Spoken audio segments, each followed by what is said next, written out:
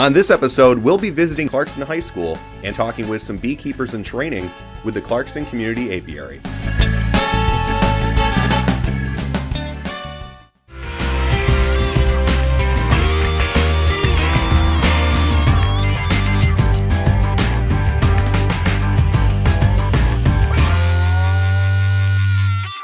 We're here right now behind Clarkston High School in the woods that we have on property here, where we've set up the Clarkston Community Apiary.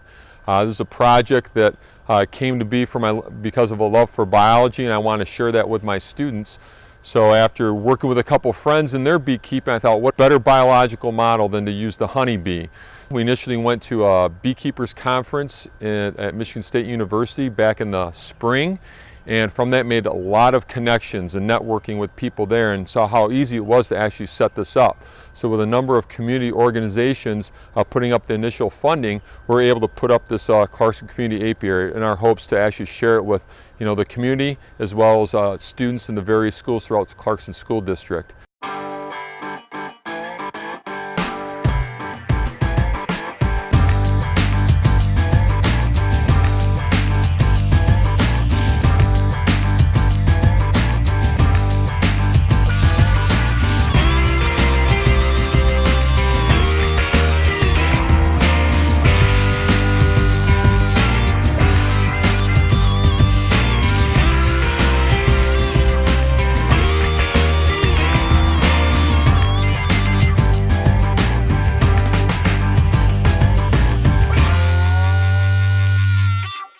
We have just a couple hives to start with. We have a nice little compound here to protect the colonies of bees, and eventually off to the side out here we're going to have a whole classroom where we're going to be putting in benches and groomed pathways to bring whole groups of students out here to see what's about, from initially putting the bees into the hives, whole colonies in there, to looking at them as the colonies grow throughout the year, and then eventually harvesting the honey at the end of the year, which we just got done doing a few weeks ago, and looking to sell all that honey to propagate the project, get more hives, more things to keep this project going.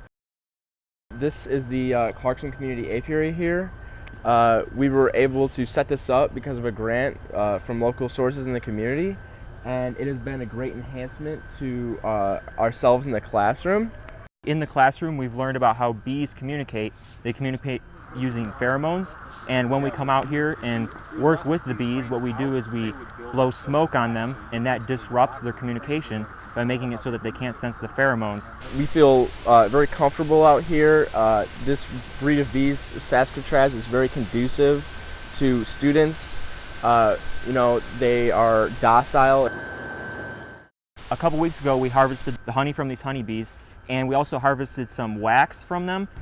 We harvested the cappings on top of the cells, and we also reclaimed some old cells, and we're able to convert that into different grades of wax that we can now utilize. And right now in the classroom, we're learning about how to purify this wax and other uses that we can put it for, like something like a candle or Carmex.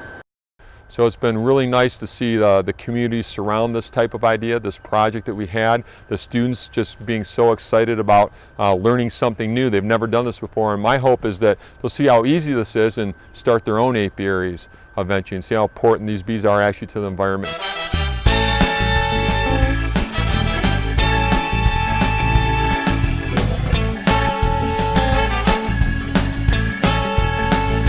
That's all for this episode, but we've got more to share with you next time on Make Your Optimism Come True, and made possible by the Clarkston Area Optimist Club.